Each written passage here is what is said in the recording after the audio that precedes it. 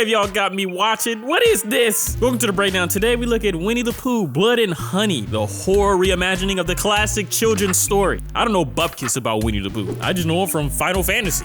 I mean, Kingdom Hearts. The original 1926 Winnie-the-Pooh story is in public domain, allowing director Reese Frank Waterfield to create this monstrosity, just as long as it doesn't mention the Disney version. Is this movie very good? It's fun. But let's address the elephant in the room. Spooky Rice is at 600K subscribers. We were in 500K way too long, and that's my fault. I've been taking lots of breaks, creating boring, terrible videos, but we will get to 1 million subscribers, baby. And that means more regular movies that aren't disturbing. It means more comics, books, hell, even video games. Follow me on Instagram or email me. Let me know what videos you think should be on the channel. And now I'm going to tell you what happens in Winnie-the-Pooh, Blood and Honey. Cue the Gohan.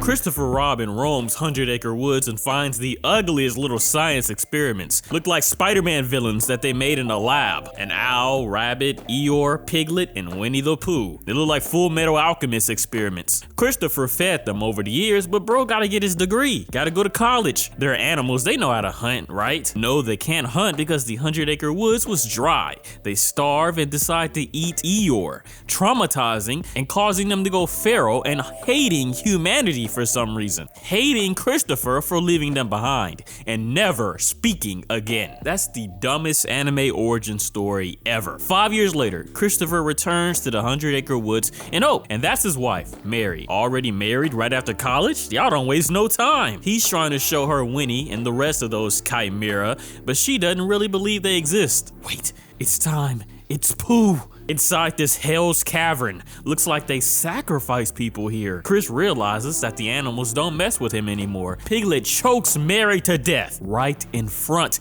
of Christopher, who runs away in terror. It didn't really feel like a scary Winnie. It feels like someone's daddy on Halloween. Piglet and Winnie stare down Christopher and drag him away, showing him the corpse of Eeyore and the burning corpse of his spouse before tying him up. News reports say that humans have been going missing in these woods for years, never to return. Elsewhere, someone is speaking to a therapist after experiencing a horrifying stalking experience. Everywhere I go, I'm looking over my shoulder. Amazing accent. It sounds so smart. I just feel like we're about to go to Hogwarts. The therapist says that a trip away to the 100-acre woods could help you recover. She's shocked. It's like Michael Myers was stalking her. Maria and her friends rent a cabin in the 100-acre woods, and I'm getting flashbacks to that trauma movie. Meanwhile, one of Maria's friends finds herself lost in the woods and finds Winnie staring at her before giving chase. It would have been scarier if he were already sprinting towards her, and I mean GTA Tap X sprinting towards her. That would have been freaky. Winnie doesn't look so scary. When I look in the mirror, I feel more fear. But this character, Tina, existed just to die. Winnie has the decency to make her unconscious first before stuffing her into this wood chipper. She only existed in this movie just to die like that. Maria is in a relationship with Alice, but she's not feeling romantic at the moment. Oh, and this is Lara, the mean one. Later, Maria recounts the stalking experience, seeing someone spying on her. Disgusting. Wait, pause it. I feel more terror and apprehension from this stalker flashback than from the villains of the film. Luckily, the police caught the stalker and she's recovering. Ugh, that bitch is ugly. Winnie is using an electric generating bike to power his whole murder factory. Smart enough to organize this, but too stupid to find food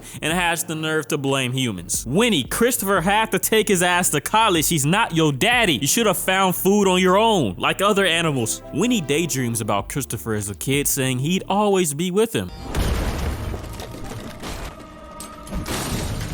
You can't be this mad, bro. Christopher came back to see you after 5 years. With Eeyore's tail, he whips Christopher like Passion of the Christ, then shows him the skeleton of his own wife like she's a science class decoration. Winnie hears music late at night, played by Lara in the jacuzzi. It looks like they're about to kill the mean vain one already. She thinks it could be the stalker that was stalking Maria, and then decides to get back into the water, knowing someone one was watching her. Pixie and Winnie use chloroform and kidnap her. They tie her up, about to run her over. Piglet holds her down and Winnie squishes her head like a grape. The effects are kinda cheesy. That's on purpose. Maria and this nerdy one, they find the body and alert the other ladies to this bloody message written on the window. Let's try and stay calm by sitting still when a killer is chasing us. Maria thinks that it's the stalker returning rather than Winnie-the-Pooh. Luckily, they get a gun, a big ass Duke Nukem revolver, but Piglet pushes Zoe here in the water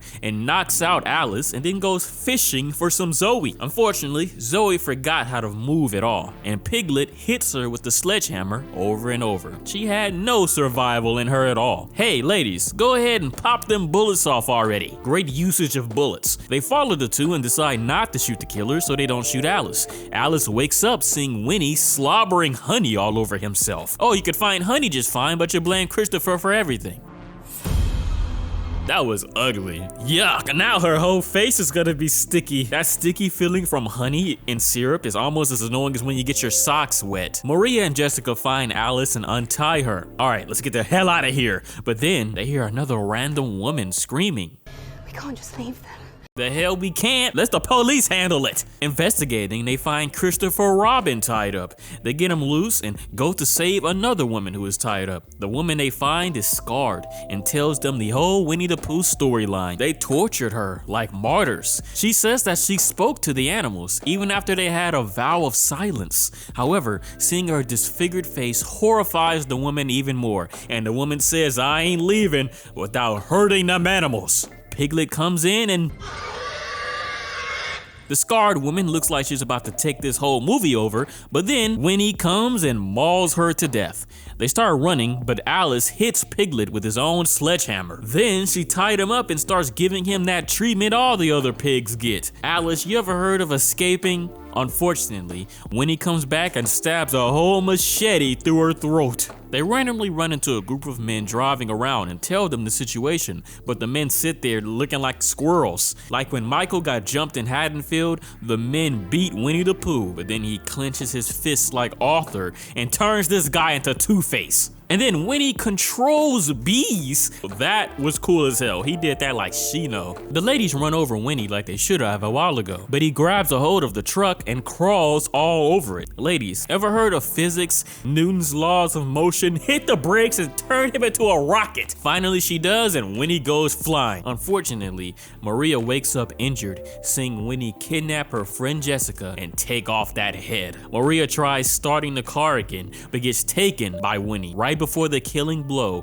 Christopher Robin comes and crushes Winnie between the two vehicles. We started with Chris, and now we're back to Chris. Christopher tries sacrificing himself so Maria can live, saying he'll stay with Winnie forever. But Winnie speaks, saying,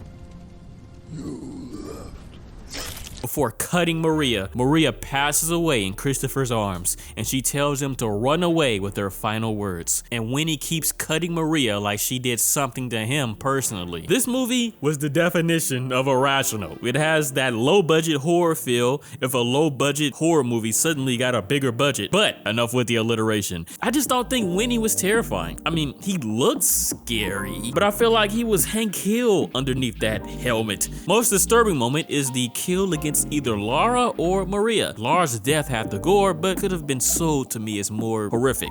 Maria's death was unexpected. If Christopher doesn't come back like Rambo in the next film, I'll be upset. Most enjoyed moment was when Winnie-the-Pooh controlled the bees to kill one of those men. It's that kind of geeky anime stuff that I just really like. Now, Terrifier 2 is the nuttiest horror film we've seen all year. Watch this video and you'll see true freaking pain. Like, it's so crazy. If you like this video, hit the like button and subscribe to see more messed up movies. Thanks for watching. Spooky out.